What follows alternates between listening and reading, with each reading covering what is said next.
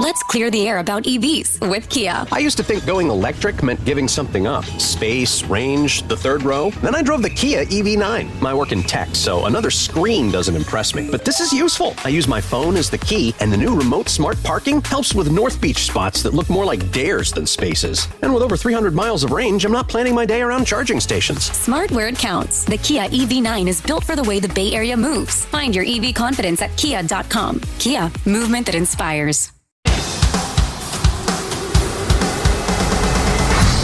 Brews and Banter. Hi, Frank. Hello, Roman. He was behaving today. That's why he said it like that. Oh, I always No, you don't always behave. No. Not because I'm here. It is because That's you're probably. If you'd finished that whiskey, we'd be like a different story. Yeah, and then you won't remember We'll get shit. there. Yeah, and then it would be a sticky situation. Good. See what I did there? That's like an early episode. Wow, we're like 30 seconds in. Oh my God. Well, Ashley, introduce yourself, and then we got to do a cheers, right? Yeah, of course. My name is Ashley Phelps. I grew up here in Baldwinsville, and I'm a beekeeper. I'm 21 years old. I started beekeeping, 4 years now, in my freshman year of college. And it started off as like a hobby for me, but I've slowly started to build it into a business that aligns more with my personal values, which I'm sure we'll get into. But yeah, it's just been super fun to me learning all about bees. And bees are very important. So absolutely. Cheers. Yes. Cheers to that. To the bees. And did you... cheers with that. You're right. Maybe both. You could do both. Hell yeah. All right, there we go. Cheers. So there's no family history or like family business of doing this prior to you? No. Oh, good. That would have been helpful. Yeah, but for sure. Did you go to school to study anything about bees, or this was just spontaneous? I took a course, which it wasn't like formally like through a university or anything. It actually was just another beekeeper teaching people to come into the profession or the hobby, I guess. But I heard about it from one of my professors when I was in my freshman year of college. I was taking a course that I just needed to take for my like core. Yeah. I didn't even want to be there. And this professor... Same, I don't want to be here. No, like, who wants to be here? Who wants to be in university? Like, you know. But this professor, he comes in and like, I think the course was about chemistry. So I came into school undecided. So I don't even have any sort of direction or path decided for me. And I'm in this class and like, you know, I'm like half listening because I need to pass or whatever. Mm-hmm. Everybody's like drooling on their table. But this guy, he just wouldn't talk about anything that had to do with the topic. All he talked about was his bees at home. And I tuned in all of a sudden. I was like, wait, what is he talking about? And I'm like in the back Googling, how do I become a beekeeper? Like, what is that even about? And I ended up talking to him a little bit about his experience. And then he pointed me in the direction of the guy that runs the course. And I took that for a few weeks and just really jumped into it. Mm-hmm. Was it the best timing being a freshman in college and not really having finances? And I had no idea what I was getting myself into. Maybe not from other people's perspectives, but I just did it. Yeah. And I'm so glad that I did because it's been super rewarding. And you really have to. That's a lot of what people do. There's some hesitancy, but then if you keep doing that, you kind of prolong it and you almost talk yourself out of it. Right. You know, but you go right in and do it and then you just kind of figure it out. I mean, that's why we did this, right? You're kind of like your own worst enemy. You always find reasons why not to do it. Yeah. Instead of, hyping yourself up. And I think that's where you need other people to do that part for you. Yes. I still struggle with that, like making new steps, like creating my website and trying to build new products and stuff. There's always that risk and that doubt that kind of creeps in. You're like, I don't know, like I'm afraid to fail. I'm afraid of people seeing me fail. But it's at the end of the day, I love to do it and I want to share that with other people. And that's having that drive is so valuable, I think. And there's relatively, because I know you did something, was it last summer now when you went to someone's bee farm? I was gonna talk about that. But this is relatively low investment for startup costs, right? I would say so. Yeah. I mean, for me being like 18 years old, I was looking at the price and I'm like, holy shit, like what am I getting myself into? But for other people, I think it's a great idea. Yeah. Like I know a lot of retired people do it.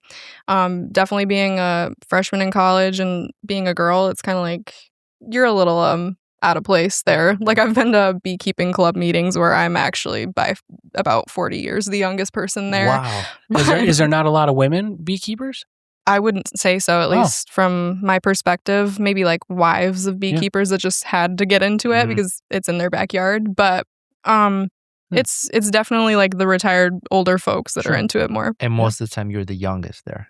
Yeah, it's a little uncomfortable, but it's kind of like. So are they surprised when they see you that you're also a beekeeper, or they think like, oh, you're just someone's daughter hanging out there? I think at first it was a little weird granddaughter, for them. right? Granddaughter in there. I have a family friend who keeps bees also, so he was like, hey, you should stop by. Like, this is super informational, super valuable, and we'd love to have you in. So I came and it's like super chill, like 15 people around a table, like just talking about their experience and sharing information.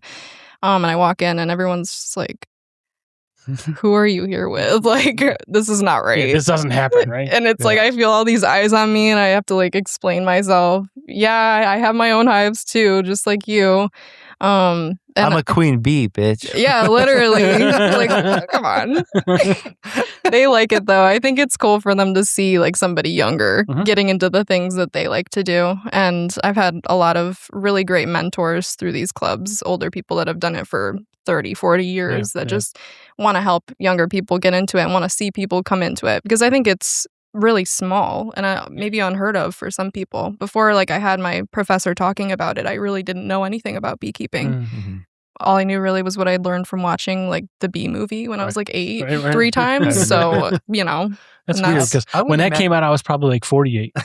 Like, it's okay. You were in the bee club. I was. I produced it.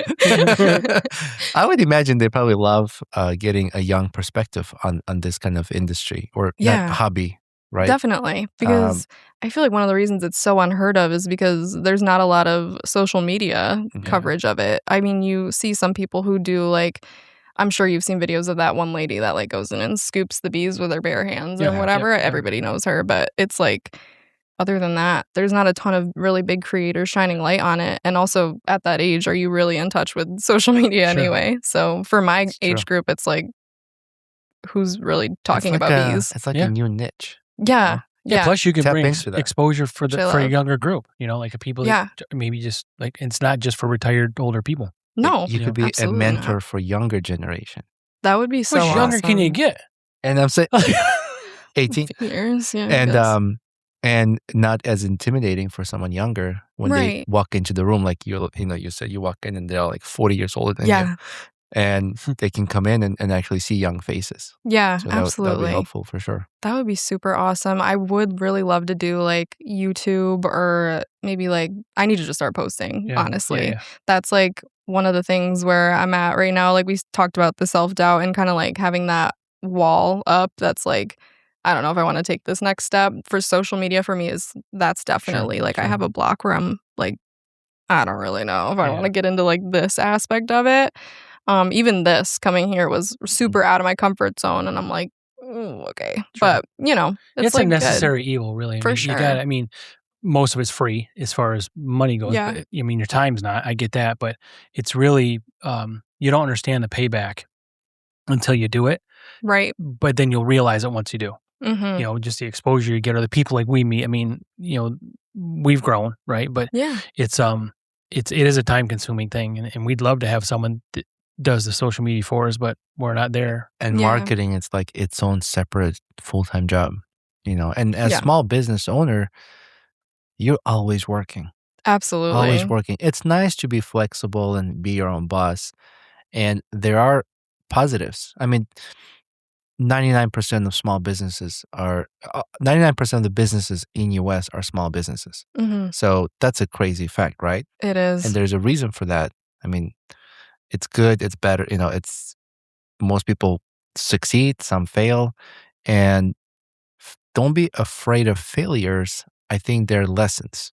Yeah, so absolutely. You might fail at marketing and then you just redo it again. And then from the lessons you've learned, I tell my son, he said, what was the question? He goes, how do we know how to build planes? I said, because we failed so many times. Mm-hmm. And no one came and said, this is how you build a plane and go ahead, build it and fly, right? No. We fail, we learn, and then we succeed from failures.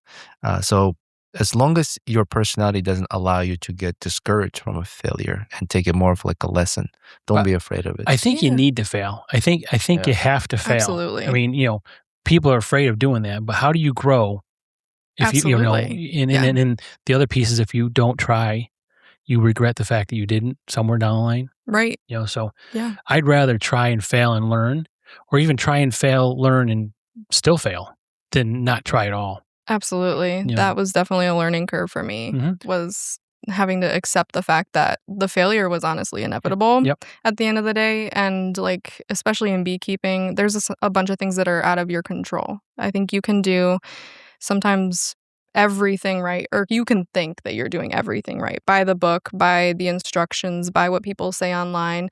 And sometimes nature just takes its course and you have to just let go, and you'll lose hives, or you'll have hives that are diseased, or you won't even reap the benefits of getting the honey that year, and you never know.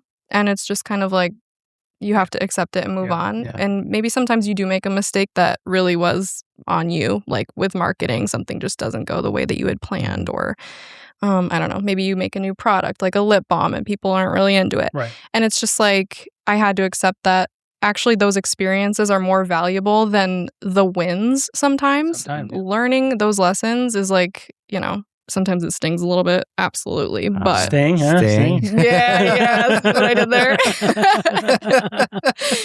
Sorry. We'll get plenty of those like in. this. Perfect. Did I ever tell you my bee joke?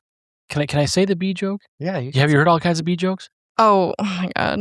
Please say it. I'm sure I've heard it. It's kind of dirty, but I can do it, That's right? okay. You can do it. I don't know if I've heard it actually. What kind of bees make milk? Boobies. Oh. Wow, that was pretty good. That one I have never heard. Oh, well, good. See? There you go. We're an educational podcast also. Awesome. That's like kindergarten level. But that's what I excel at. Oh, that's good. What's your bee joke then? No, I don't have one yet. He took that one from me. Oh. No, I didn't. That's mine. I wrote it. That stings. We can tell you wrote that one. Yeah, thanks. So yeah, with the bee business, you learn all these things, right? Mm-hmm. Is it year round for you? For me, no. I'm sure down south, and I know people have traveled from they'll take their bees from here to Florida and do it all year round. But I kind of pack up and winterize per se, around November, depending on when the temperatures drop, typically below 50 degrees. And then reopen again in spring. So for me, I kind of have a little hiatus during the winter to focus on things like the marketing or product development or, outreach and whatever. And you can do this stuff. I mean, are you making these things during the winter? Yeah, absolutely. Yeah. And I love to do that stuff too. Honestly, the honey is great. I love harvesting honey. And I think that's what really drives people in. But making these little beeswax products it's so much fun for me. I really fell in love with doing this stuff and designing the products. And everything I make, I have these lip balms. I make a sunscreen stick that you put on your face. I have some salve for when you have cracked or damaged skin, lotion bars, stuff like that. All of it's beeswax based, and I try to use ingredients that are 100% natural. Do you make soap too? I don't make soap. Maybe in the future. Mm-hmm. I've been looking into it. I recently used soap that had honey in it. Oh, really? And it was also maybe oatmeal or something was scratchy on it. Oh. So it exfoliates. There you go. Yeah. You know that too. Oh my gosh. Do I look exfoliated? Yes, you do. Aw. Yeah, and I was like, oh, that's kind of cool. I kind of stole that from my wife. Is she going to see this? No. Oh, okay. She's like, I'd be keep it now. I don't want it back. Yeah. Right. I had some soap with someone gave it to her as a gift, and I just took it. I think I brought that. What's that? Dr. Squatch or something? Is that? Oh, yeah. Is that what it is? Yeah. I use something that's got these crystals in it, but it's like sand. Yeah. Mm-hmm. I don't really like that because I'm I don't feel like I get all the granules off. Yeah, no, I don't. I don't need to. I don't really want to rub sand all over my skin. Right. Not unless I could put it somewhere and a pearl comes out later. Like an oyster. Isn't that what oysters do, right? It's from sand? I can't. I don't know how oysters do it. I think that's what it is. From sand? That's what I'm going with anyway. All right. Under a lot of pressure. Okay. Yeah. I don't know. How do we go from bees to pearls and sand? I don't know. Yeah, but yeah, I've used soap with honey in it, which was interesting. Yeah, it's crazy how like versatile those products are and how far you can span that. And all of these things, like a lot of my products have a lot of the same ingredients, just repeated over and over again. They're all really good for your skin. And it's like, if that stuff works, why venture out into the, synthetic fake stuff? Do you study or do any kind of research on what kind of product you want to make and sell because it will sell well? Or do you just kind of like, oh, I like making lip balm, so I'm going to make that? It's interesting. I talk a lot to like my friends and I send stuff with them and have them try it out. And like, I'm like, let me know if you like this. What do you think of like the texture? How does it look? Would you buy this, etc.? But that's really it. I honestly just kind of have these ideas pop in, or I'll see something online and I'm like, oh my gosh, I could make that. Like, why would I go and buy that if I can make that? And I also just like knowing where like all of these ingredients came from. And I feel better about putting that. And nothing expires, right? No, not really. Like honey doesn't expire is the craziest thing. People are like, why is there no date on this? And I'm like, well, it tells you like, not this one, but sometimes I put like the year that it was harvested and the month. But honey is one of those things that it's just going to be around forever. It's so stable. Yeah. I don't really know like what the chemistry of that is. Maybe that was what my professor was talking about in chemistry class and I like wasn't listening, but I tuned out that part at least. Where's the whiskey? But I just really enjoy like I don't know, the all natural and like holistic aspect of that. And if it crystallizes, you could just put this in the microwave, right? The microwave? No, I wouldn't. Like how would you, or like boiling water? Yes, I would do like, that's why I like to do the glass containers. Yeah. Last year I tested out some plastic containers for my honey and I really didn't like it. So I stick to the glass again because I'm kind of like I don't know if you would consider this like woo-woo or whatever, but I don't like microplastics in my stuff and I see like things about that all the time online and I'm like, ew, no. Woo-woo. No, Roman, I think you should put that in the microwave for like 4 minutes and then just report back. Let me know how that goes with the Stop being so woo-woo. You can put it in there with like the metal top on it. And do all that. That'd be perfect. Right. And let us know, when come back. Yeah, I'll let you know. How many seconds does it take to decrystallize? Exactly. The whole kitchen. Yeah. I agree with you. Like the plastics, at certain temperatures, certain plastics do have microplastics that break down and gets into your food and things like that. That's why some plastic they'll say like not safe for a microwave or not safe for dishwasher. I like the glass jars. It's also like nostalgic, I guess. Hey, these are nice jars, right? What was that? These are nice. These are nice jars. Thank you. Do you source your materials from US, like locally? Yeah, I have a container company that I use that's out of like Lancaster, Pennsylvania, I think, and I have them ship up here. I've, been still testing out other places to see like what works best for me. The plastics I think came from somewhere in like the Hudson Valley region, but I didn't really like them. And then honey naturally crystallizes. Like that's how you know your honey's real, is your raw honey crystallizes. I think if you buy something from the store and it doesn't crystallize, I would be more concerned. Wait, so you can get non-real honey? I think there's just a lot of mix-ins and additives that like bigger companies will use. So they can make the honey go farther. They put some other bullshit in it? Absolutely. And I also think a lot of beekeepers would know that this is something you try to avoid if you want like pure raw honey. But during the springtime, what a lot of people do, is feed their bees with sugar water. It's like a 1-to-1 ratio of sugar to water, like a simple syrup, basically. And what that does is helps bring your bees out of winter and helps them kind of carry into the spring season before things start to actually bloom. So it's kind of like a guarantee that they'll have some sort of like feed before the nectar actually starts flowing. But what can happen is that sugar water, they'll pull that and store that in the comb. And then where they would put honey, there'll just be like simple syrup. And what I think companies have learned is that they can kind of mix those together and just be like, oops, now we just have this honey with simple syrup in it. And it's like, it's still shelf stable and it's still edible, but they manipulated natural process. Yeah, and it's just not the real thing. But so for me, so there's you, right? You're selling this, you're making it, and then something else is maybe diluted or whatever we're talking about. What's the difference in cost between something like that's commercially made versus something what you made? Like, is it double the price, half the price? I don't know, because what I'm getting at is basically I don't give a shit what it costs. I'm just going to buy from someone local because it can't be a bank breaker, right? Right. Yeah, I mean, why would you want to go to a commercial place? It's not, so they don't give a shit if we buy from them. Same. That's what we do with this beer. Like, we don't buy this, commercially made stuff because they don't give a shit about us. Absolutely. But the independently owned or small business people, that's what it matters.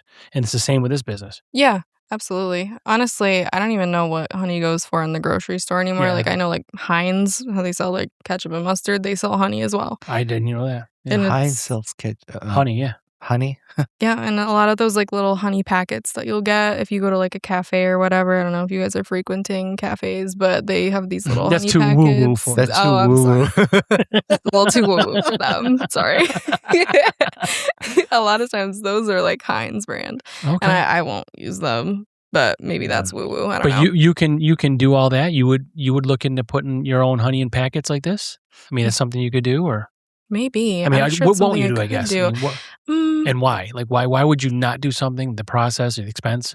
I wouldn't even really. If it's something that I wanted to sell and wanted to share with people, I wouldn't even look at it as for the expenses of it. As long as I was, not going to be tanking myself trying to sell these things, but.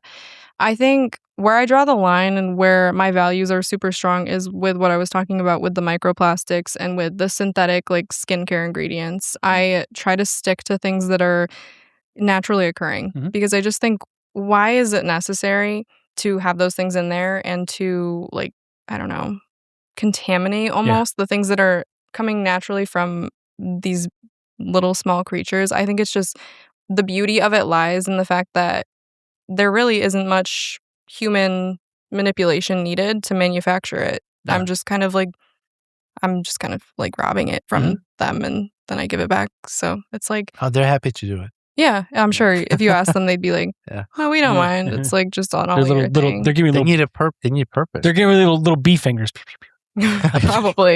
Probably they get spicy when you try to take your honey. But no, I mean, we pick about the woo thing. It's just the saying part. But like we're the same. Like we.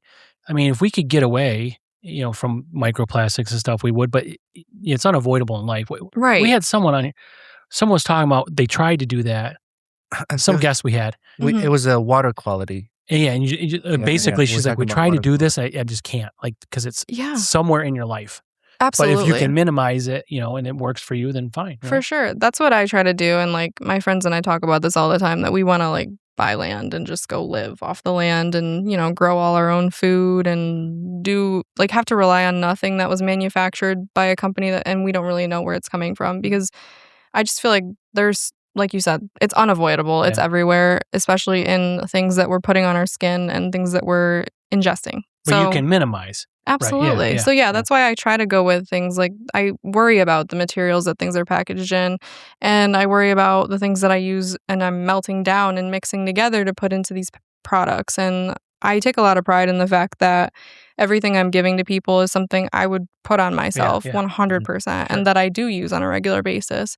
And I've done the research to make sure that the things that I'm putting in there are not going to diminish your health. Really, for me, where I draw the line and what I've kind of built my business around is all around wellness, and I think that comes a lot with the things that you're putting in yourself and the things that you're putting on yourself and exposing yourself to. So, and I just think bees are like a miraculous way to kind of bring that all together.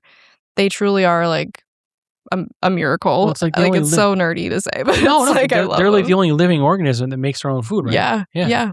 Right. And they've been around for millions and millions of years and have been self-sustaining. So me as a beekeeper, it's kind of like, honestly, I look at myself as kind of useless. Like, I'm just there, and I'm like, I get the same view here. There you go. It's like, it's a perfect example. Basically useless. Still useless. Right? Like, I'm good for drinking beer. See? Ish. Right. Yeah. I might not turn this into honey, but that's okay. But there is honey beers. But you or like American honey whiskey, or you can call mead. What is that? So I made mead. You did? Yeah, on my 50th birthday party. Yeah. Well, when I have it in 10 years, when I have the 50th birthday party. Oh, okay. I'm gonna make mead, but I use orange blossom honey, and meadowsweet. Wow. Okay. It's like an 18% thing. Did you? Holy shit. Yeah, that's right. That's very Viking shit right here. Okay. Viking. That's Viking where the shit. brews come in. Okay. Yeah. Got it. But it was good. This. So in the wintertime, He doesn't want to talk about me. no. It's not about Okay. him. Oh, moving on. Yeah. Sorry. In the wintertime, Who needs me? how are bees dormant and the queen, like what's happening to them? That's a great question. So moving through the winter sometimes can be tough, and that's essentially what the rest of the year is for, is preparing for the winter. I can't speak much for how it is down south and in other climates where they don't really have 4 seasons, but up here in New York, where we have kind of a tough winter some years. Bullshit. This year was bad. I don't even want to talk about it. But anyway, so they'll prepare all spring and summer by collecting the honey to go into winter to make sure that they have a food source. So essentially their goal is to have a surplus. And the queen, what she's doing is laying as many eggs as she can. And if you look at like the year-long life cycle of a hive, the number of bees is kind of like constantly increasing until she kind of stops laying like summer bees. It's weird. Okay, wait. I'm going to try to like... I got a question. Yeah. Who's banging the queen I bee? knew that was Like, how is this happening? Like, I mean, seriously, what Valid question. It's valid. Is it like a fish? They just kind of come by and spray something on the egg after it's already laid, or like?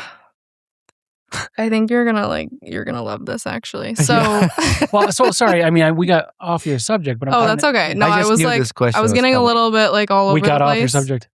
Sorry. I was bouncing around a little bit, so it's okay. But anyway, to answer your question, there is only one type of bee in the hive that is male. All honeybees, for the most part, are female. The queen's female, obviously. And then all of the worker bees, the nurse bees, your foragers that are going out and grabbing materials, all female. I didn't realize there's that many factions. Yes. Yeah. They all have a different job depending on just, the pheromones. Everything's driven by her pheromones, essentially. And then there's one bee in particular that is male, and they're called a drone. And they are like a bigger, fatter, like bee that is really kind of useless. Sorry. It's an Armenian bee. It's okay. Okay. Going back to the uselessness. Wow, you're just really taking all these nice. He calls me honey off camera. Aw, See? that's cute. Yeah, that's what I call it. I like that. Okay, that's nice. Well, anyway, the drones, like their only real purpose is to mate with the queen. But there's only one of them? There's a few, depending on the timing. So during the spring is usually when she will lay drone eggs and they'll become the male bees, just because there's this thing called swarming that bees do when they leave the hive. When the queen decides that she wants to leave, she's maybe just not satisfied with that location. It really could be a number of factors that lead up to a swarm. And she'll take half of the hive with her, fly away to somewhere else, and kind of leave this other half. And she's like, kind of like, okay, screw you, figure it out. I'm going somewhere else. She'll leave them with a bunch of drones, eggs, and materials so that they can regenerate a new queen. How's the new queen get regenerated? Nurse bees, what they'll do is fill the cell of a regular bee egg with royal jelly. Ooh, I like that. Yeah, that stuff is expensive. A lot of medicine and like clinical trials are being done around royal jelly and its like health benefits.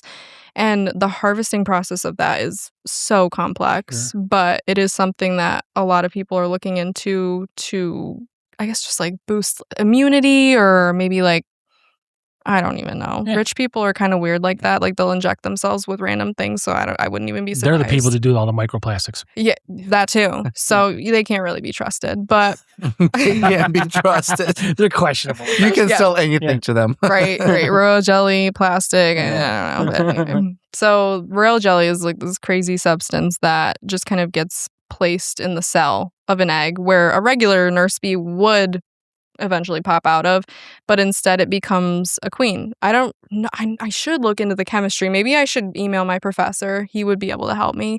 But when this royal jelly mixes in with the egg, essentially it just creates, I guess, the genetics for this queen bee. And the cell is so much larger. They'll build the wax out so that it can hold the queen while she grows. And it takes a little bit longer than a regular bee. Eventually, she will hatch and release her pheromones, and everyone can smell her, and they're like, holy shit, okay, like someone who knew is here. And like then everything is just falling into order from there. Well, so how does it get fertilized? Like, where's that part happening? The fertilization of like the queen, when she, okay, so wait, backtracking now. The drones, the male bees, they're bigger, fatter, uglier, uselesser, for lack of a better term. Anyway. That's the best description of you I've ever heard. Yeah, that's accurate. All right. I'm a drone. See, I fire back. Yeah. Perfect. No, you should. There was a lot of slander going on. Yeah, it's like 10-1, but go ahead, Roman. That's okay. He has to get it in somewhere. So, you know. Yeah. I see. I didn't say anything. I held my tongue. Didn't say anything about it. So the useless male bees?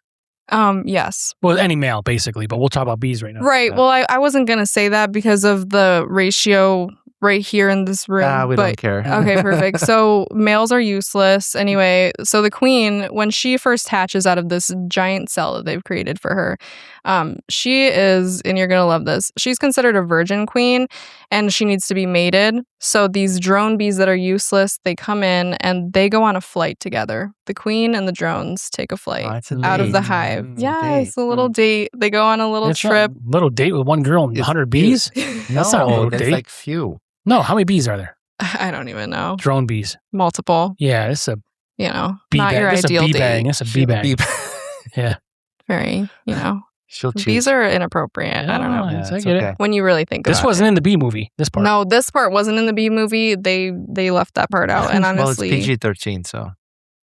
It is? Yeah. Mm-hmm. Oh, okay. Have you seen it recently? Oh, you know the rating? No, what the hell's going on there? I know the bee. Jesus. You write it? Like, what the hell's happening here? He knows the bee movie. Oh, yeah. Okay. I follow the bee, Fair enough. okay? Chill. So, yeah. So, yeah, they left that part out. And probably on purpose because they go on a little flight and she gets mated and comes back. And this process takes about, like, I want to say it's like 3 weeks from the point that she hatches out of her cell to when she goes on her flight and comes back and she's finally ready to start laying eggs and providing for the hive. It's a little bit of downtime there. And that can be risky for beekeepers because if, eggs aren't being laid and new bees aren't being produced, especially during summertime, that can really leave a hive dormant when there's other things like disease and other bugs and pests and things that can get into the hive. If your numbers aren't increasing to be able to defend yourself as a group, like that can become a problem. And I think that's why a lot of beekeepers might see issues early in the season, like in the spring. Sorry to interrupt, is bearding a sign that your hive is too big? Is what a sign? Bearding, like, when we have bees hanging outside. Yes, it can be. So I see it a lot, and you kind of have to have that beekeeper's intuition to kind of know what's going on. And it doesn't hurt to check. But when I see bearding, sometimes I have to ask myself, is it like 100 degrees today? Because at times, being in a wooden box all like meshed together, I imagine it gets pretty hot in there, and sometimes they just want to cool off.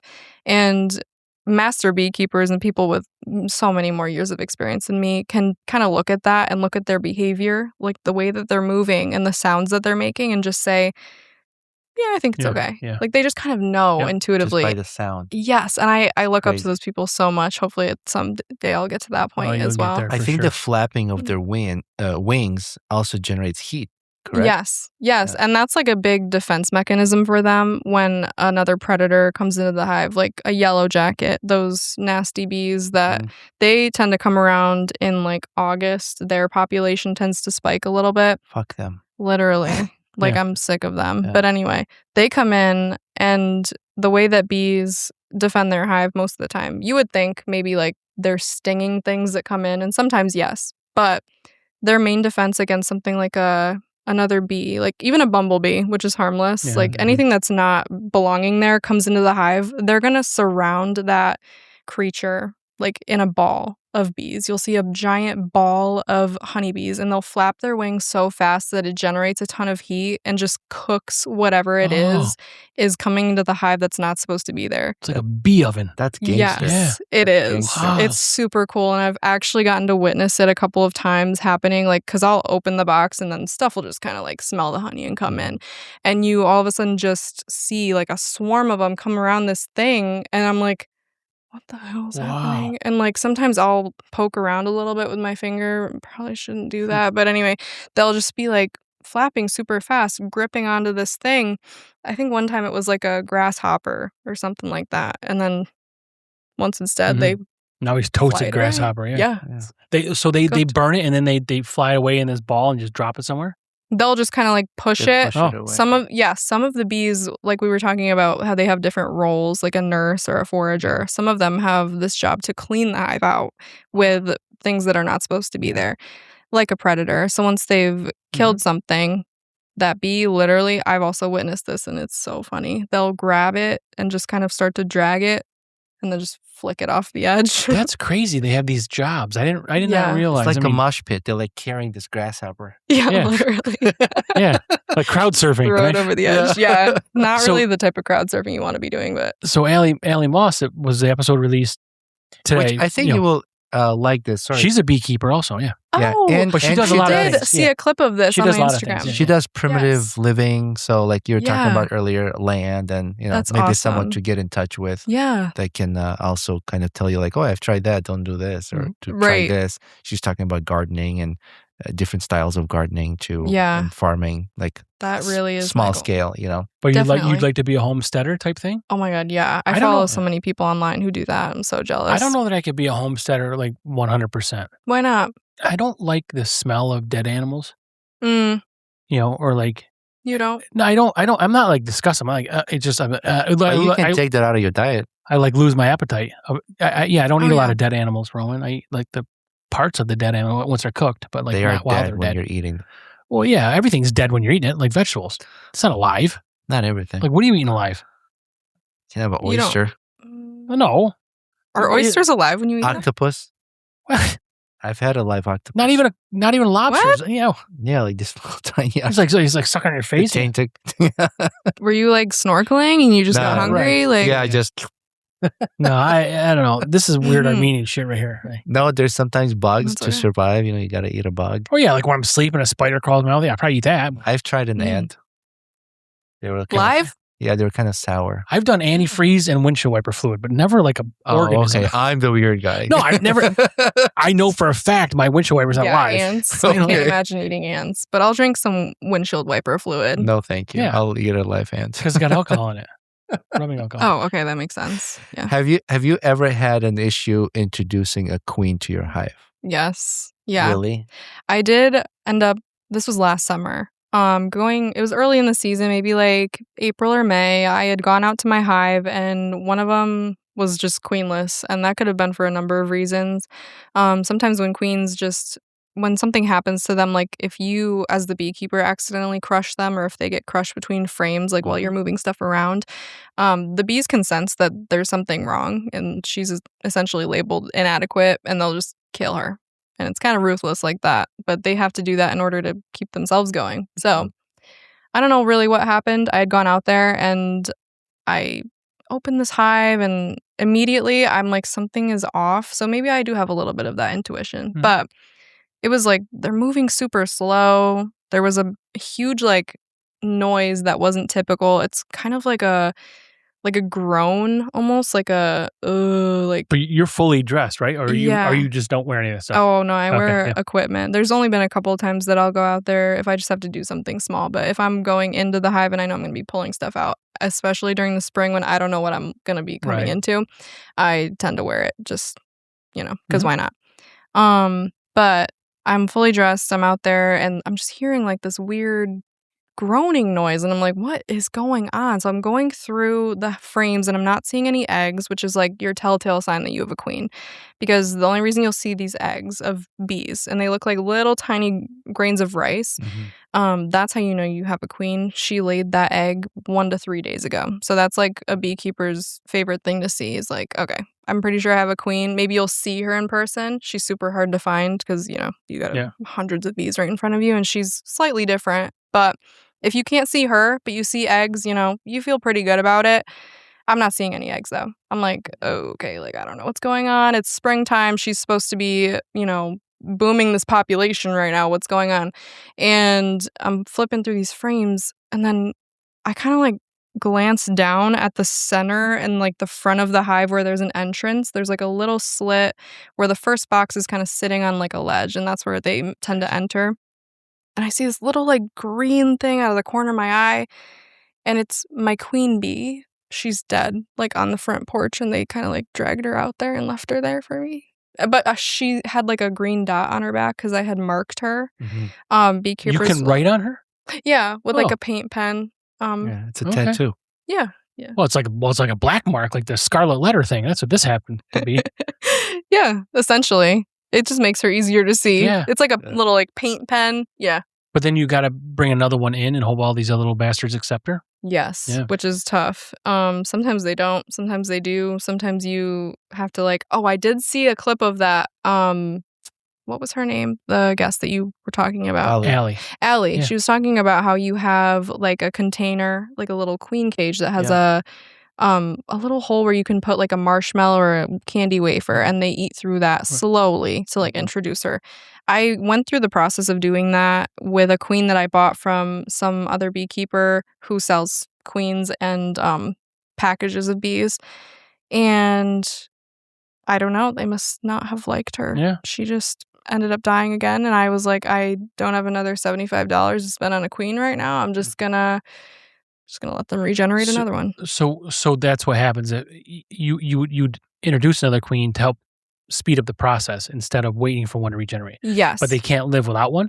No. Okay. Every hive needs a queen. How long can they live if you're going to regenerate one? How long can they live before one's regenerated? Depending on when the bee was born, coming out of spring, sometimes you have winter bees, and the eggs that your queen lays during the winter, those tend to last longer because she just knows that we have to stretch out our resources as long as possible. So she'll lay these winter bees that are, you know, maybe they live for like 2 to 3 months. Oh. But summer bees live for about 3 weeks. And these 3-week-old bees, so that's essentially how long they can last before they die. Okay. So it's like, I don't know, you just want to make sure that you have eggs in there, because then those eggs will go through the life cycle, which is about 3 weeks as well. So I guess you would say like maybe like 6 weeks before you're really in danger. But that gives you enough time with those eggs for them to add in that royal jelly and regenerate a queen. And then she hatches, goes on her flight, comes back, and then all is well. Yep. But it is risky. And so I know a lot of beekeepers will just go buy a queen and bring it in. Yep. Just gives them peace of mind. And also if you're somebody who doesn't want to set yourself back a month-ish, honey-wise and production-wise, like you might as well just go buy the queen and save yourself the struggle. Give yourself peace of mind there. I have friends from a martial art class, and a couple of them have beehives. They keep bees, and so they invited me. I was like, oh, that's pretty cool. I've never done this. Can I come and help? Yeah. You know, and they're like, oh, absolutely. They love it. That's so cool. Yeah, we love to see the shit stung out of you. Oh my gosh. And I like, if I get stung by a bee, I swell up. So oh no. I was like so nervous, but I was like, okay. So I put the suit on. I'm like, okay, everything is tight. They can't get in. Yep. And then, so we go to the boxes, we open it, and I'm like freaking out. It's like we're taking pictures. She's so woo-woo. No, that's not woo-woo. That's hard work. And so she's explaining things to me as we pull these boxes out, and they're heavy. Like these boxes, when they're full of honey. Is it plywood? Oh my God. No, it's a wooden frame, and I think it's a screen, and then they build their cells, right? Like on the both frames? sides. Yes. The frames. Yeah. The frames. Yeah. He knows beekeeping terminology. Yeah, good job. So you take these frames out, and then we scrape we scrape that into a container. Okay. And then the way their system is set up, then we brought all this stuff into the garage. And then, those salad dryers, like if you washed your where you like you spin it. Mm-hmm. It's the same process. So it's like a strainer, and we put all that stuff in there. I have seen those. And then we spin it really fast, right? So all the wax gets stuck on the walls, but all the honey seeps through. It's like a centrifuge, right? Yeah, essentially. Yeah. I have one of those. And then you open it to drain all the honey out. Yes. We made a lot of honey. That's awesome. I was shocked. You got to go through the whole extraction process. The entire, retrieving it, processing, that's cool. The jars were like this big. Holy shit. And maybe this tall. We must have had almost 12. Wow. So in a hive, is there certain dimensions that you typically have a typical hive with the frames? Like how many? What is the size? Yeah, there's a couple different options of like what equipment you can buy. And the hives that I use and what a lot of beekeepers use, what's considered, I guess, standard is called a Langstroth hive. That's somebody's last name that invented it. I have no idea. But it's like those typical wooden boxes. I'm sure that's probably what you were using. Multiple layers stacked on top. You stack on top. And in other places around the world, they use other funky, configurations. There's also like a flow hive, which is one that I see advertised a lot where you don't really have to like harvest it. You kind of like, I don't even know how it works. It like just drains straight from the box. Wow. I don't know if that's super efficient, but what I use is the Langstroth boxes, and those come in 2 different sizes, either an 8 frame or a 10 frame typically. Sometimes a 9 frame as well. That's not as standard, but I use 10 frame equipment, and like you said, those get super heavy when they're full of honey. So the typical configuration of a hive is you start with the hive body, which is a larger box. It's probably like 11 inches tall, same dimensions around. And then you kind of stack up from there and build up from there. I've seen hives that are like 10 feet tall, and I don't know how people do that. But they all connect? They're all open in the middle? Yes. Okay. Yeah. And I'll do like 1 hive body, sometimes 2, depending, just whatever size that hive is at, however much she's laying in a given season. And from there, I do honey supers, which are like a shorter box, maybe like maybe 2/3, a half of that bigger box, and you can go from there. And in the hive bodies is where she lays her eggs, and then from there at the top is where they store their honey for winter. And that's what beekeepers are taking off the top, is those honey supers. Mm-hmm. And then in those boxes is your 8 or 10 frames. And like any of those honey supers, when they're fully capped, ready to harvest, those are like 50, 60 pounds each. Each frame? Each box, like in total. Okay. Yeah. So how much does a frame weigh?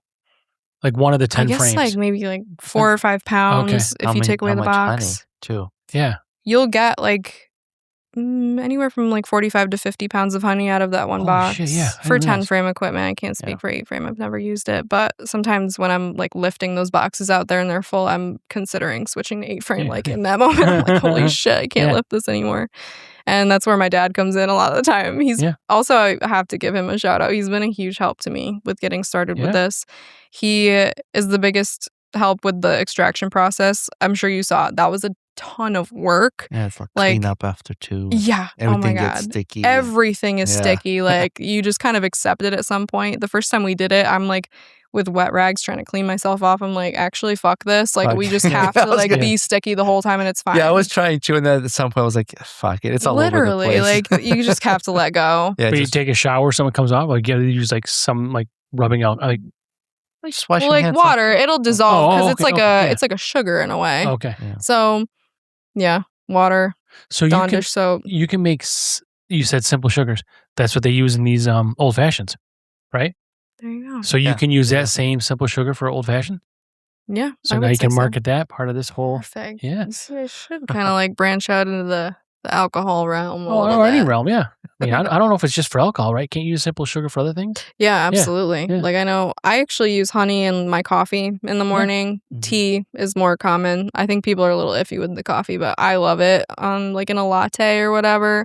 In recipes and desserts, if you're somebody who, going back to the maybe like woo-woo stuff, holistic recipes in like anti-inflammatory recipes. Yeah.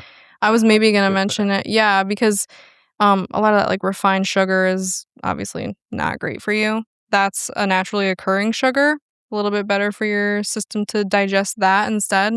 So baking, cooking, like if you've ever had like Chipotle honey chicken. Yes, like also right. Also used as medicinal. Yes. When I was a little kid, if I burnt myself, my grandma would put honey on it. Yeah. Or if I have a cold or sore throat, which I do till to this day, I put honey in my tea and lemon or ginger. Yep. Yeah. He also snuggles with a blankie and a passy. Yeah, with you. I was going to say that. I got your passy, buddy. Aw. So nice. So you can harvest all this honey, right? And then you sell this raw honey like this. Is it only the size?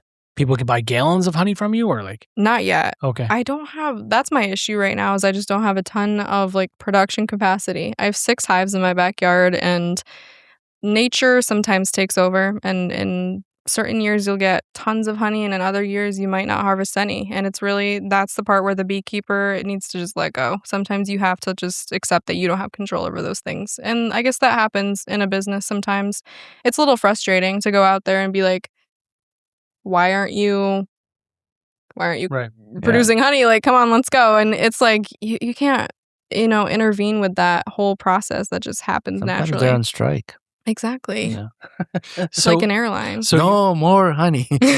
you just recently rebranded then, right? Your company. So are you a company? Yeah. Like you had a company, now you are another company? Illegally was like, I wasn't registered with the state or anything. So not illegally, allegedly you were not Allegedly legal. I wasn't real. Yeah. But now you are. But now I am. You are a real person. I have an LLC. Not official. Okay. Yeah, I was unofficially a company. Yeah. And now I'm a real official company. But yeah, so that was something that actually happened recently in June. I decided to take that step and learn how to do all of that documentation stuff with the state. It's very recent.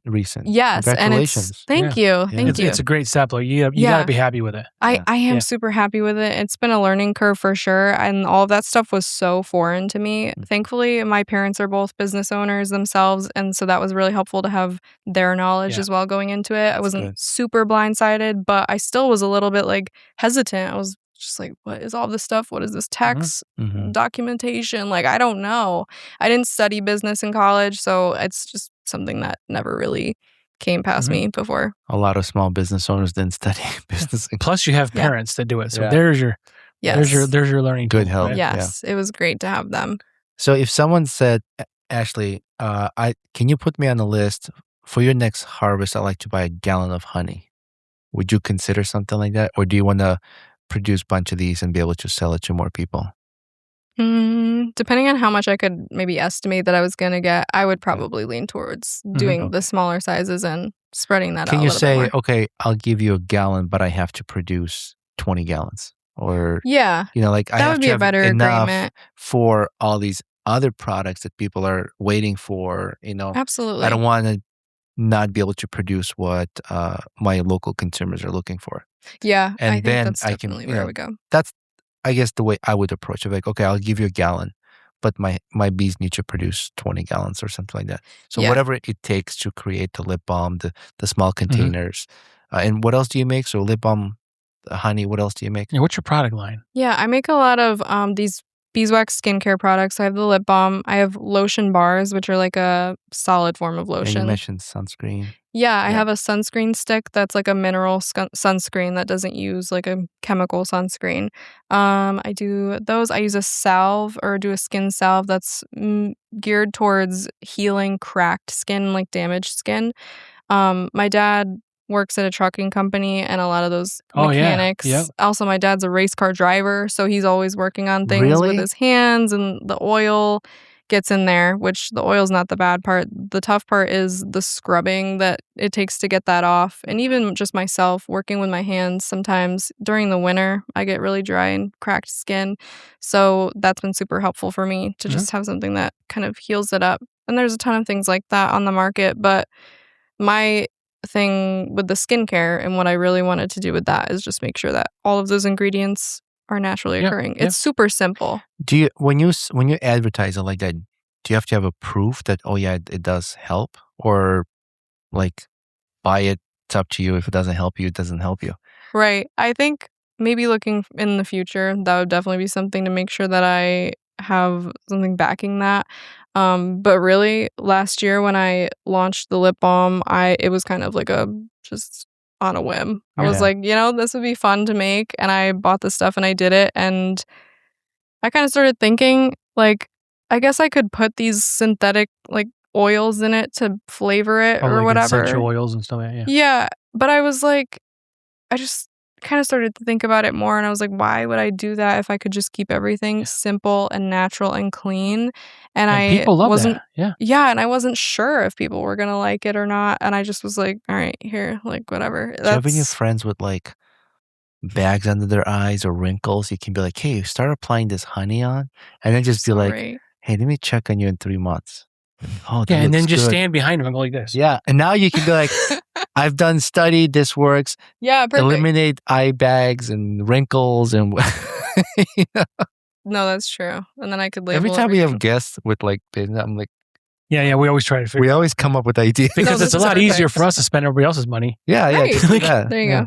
But so don't forget us if you become successful. So absolutely not. You do this business, right? So you make all these different things. Like if you had a gallon of honey and you weren't making all these products, but you're using it in your tea and your coffee, how long would that last you? Because I think the term is a metric fuck ton of honey. If you have a gallon of honey, that's a lot of fucking honey. That is a lot of honey. But that would last you like 6 months or a year? Like, what is this? Oh my God. For me personally, I love honey, but I don't even know if I could go through a gallon of honey in like 3 years. Yes, that's a lot. It's a lot of honey. Okay. I have a jar of honey that's maybe 4 times the size, and that will last me a few years. Yeah. Okay. I put like a soup spoon full of honey in my tea in like a big mug, of course, not like a tiny one.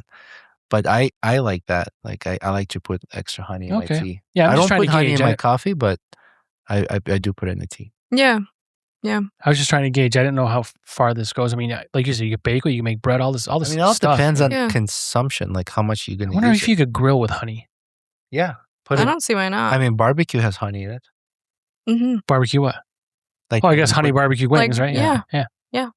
I know people like that hot honey stuff on food a lot.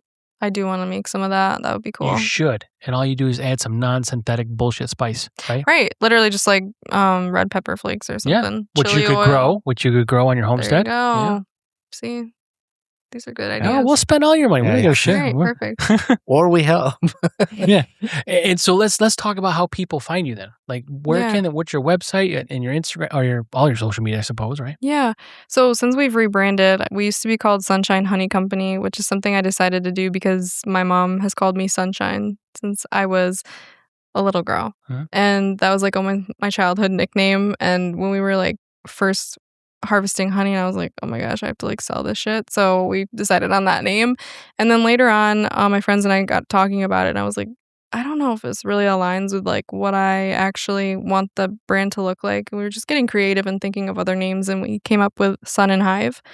And I think that's pretty. I think it's cute. Absolutely. I think it speaks to the fact that the sun and the hive are two things that just kind of come together, and then we have these natural products, and I think that's beautiful. So my social media is Sun and Hive Co. at the moment. Sun with the and sign, right? That's like how it is in the brand, but if you type it into Instagram, it would be like typed out AND. Okay. Sun and Hive Co. That's my Instagram, Facebook. I also have a LinkedIn. I don't do much on there, and then the website is through Square. Oh my gosh, my mouth.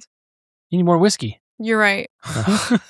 See, hear that? No, I'm right. That whiskey is almost the same color as honey. Yeah. Yeah. Yeah, we don't say those words to Frank here in the studio. What? He's right. It gets to his head like. Oh, okay. Yes, because I hear it so rarely. I'm sorry. That's between you and your wife. Anybody. It's just anybody in general. It's like we don't talk about Bruno. You know the movie. Yeah. Oh, and Canto. We don't talk about. Canto? Yeah. Canto, yeah. We don't talk about Bruno. We don't talk about how smart Frank is. So your website, Sun and Hive. sunandhive.square. No co. No. Okay. sunandhive.square.site. And that's where people can buy all these products you offer, right? Yeah. I've been working recently really hard at like reworking the website and getting that set up in a way that I like better. Mhm. Square is free. It's a little tough to use, but that's what we're going with at the moment. And people don't know this, but Ashley's going to offer a 100% discount on everything you buy, but she's going to charge you 100% plus you pay shipping. It's a killer. That's a killer deal. It's a killer deal. That deal will sting you. Oh, yeah. Oh, my God. All of that will be in the description of the episode. Check on the bottom, all the links, social media, all that stuff. We'll include that. Is there anything you want to add that we haven't talked about that's important? Because the fuck do we know about bees? But all that information is phenomenal. Like, I mean, we've talked to a couple people, but I didn't really understand the whole hierarchy of this. Yeah, I didn't realize all of that when I originally went into it, and I think I'm 4 years deep. I'm still learning all of this stuff. There's so much science behind it that I guess my chemistry teacher was, probably talking about, and I was like Googling. He's gonna get a phone call. Yeah. I probably should give him some credit in this. I just don't remember what his name was. So, my friends invited me again to come and help with harvesting of honey, and I'm gonna try to do more of those. At least 2-3 a year. Yeah. And just because the first one was a little bit of a rush, like the nervousness of bees being this close to you. Right. And one was like stuck in the fold.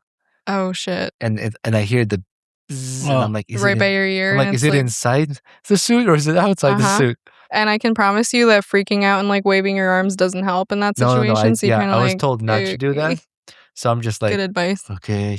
I was like, get out, buddy. Right. Go find your queen. Yeah. But it's a little nervous because, right, like you said, it's right under your ear. Yeah. And you're worried that it made its way in because then you're like, right. Are you allergic? I guess. I mean, I do swell up. Maybe. One time I had a bee stung me on the back of my hand. It looked like a boxing glove. So big. It looked like, you know how you take a rubber glove and you put it on and then you like blow into it? Oh my God. That's what my hand looked like. like Hamburger Helper? Yeah. Hand? You looked like the Michelin tire guy. Yeah. Pillsbury Doughboy. Yeah. No, it's woohoo. That's perfect. But that's great. So people can go online, buy your product online. You ship it? Yeah. I ship all over the US. States? I've never shipped internationally, but like I said, I would be so willing to share these products with anybody, anywhere. Yeah. So to all of you international followers, you can go online and buy some. Yeah, absolutely. Original. I'm looking forward to trying this. For sure. Yes, right when the camera's cut off, I'm going to open this and stick my finger in there. Okay. Lucky honey. All right. We're going to have a mess here in the studio. Right. That's all right. But thank you for this. And absolutely. The yeah, Ashley, thank you for taking time. Yeah. And I hope you're not as nervous as you were when you came in. No, not at all. The whiskey helped and, it was fun. Yeah. Thank you so much for having me. And then she realized, she's like, oh my God, I'm not as stupid as they are. Yeah, exactly. Perfect. We make anybody feel good. Awesome. Yeah, thank you so much for having me. This has been a great opportunity. And come back again. We'll love to see how your business has progressed. And we've got something else we're going to do next time you come back here. Whatever we talked about before. Oh. Yeah. Okay. What? We all talked about this. Rhymes with yummy? Oh, yeah. Rhymes with yummy. That would be great. And that's as much as we need to say about yummy that. Honey. Do they have yummy honey flavored? That'd be cool. Honey flavored yummies that start with the bee-shaped, honey flavored. Oh. Yes. I don't know if they do, but they're gonna. All right, they're gonna. There you go. We're gonna get you in touch with someone, and you guys can collaborate because that would be amazing. If we can make a BrewsNBanter honey gummy. Frank, a B&B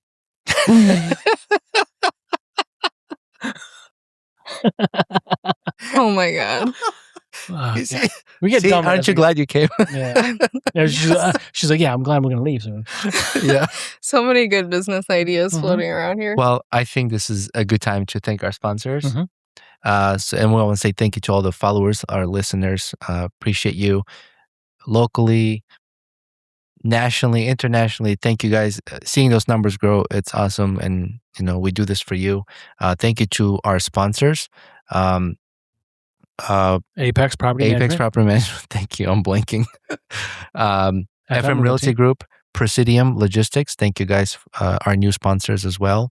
And Hopped Up Network. Hopped Up Network. Bullfinch Brewing Company for sponsoring this episode with today's delicious beer. Thank you, Dave. And go ahead, man. What? Did I miss something? Yeah, you did miss something. Go ahead.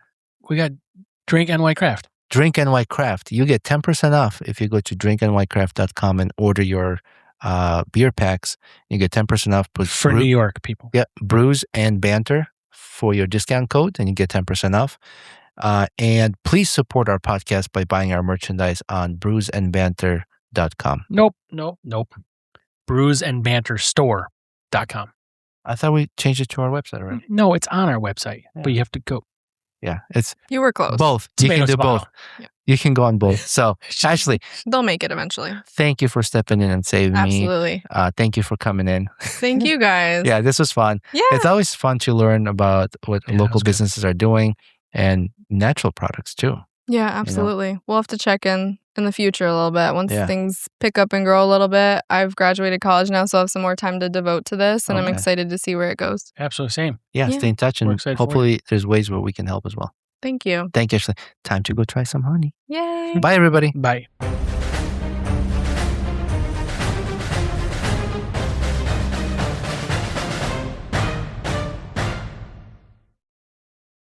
Let's clear the air about EVs with Kia. I used to think going electric meant giving something up. Space, range, the third row. Then I drove the Kia EV9. I work in tech, so another screen doesn't impress me. But this is useful. I use my phone as the key, and the new remote smart parking helps with North Beach spots that look more like dares than spaces. And with over 300 miles of range, I'm not planning my day around charging stations. Smart where it counts. The Kia EV9 is built for the way the Bay Area moves. Find your EV confidence at kia.com. Kia, movement that inspires.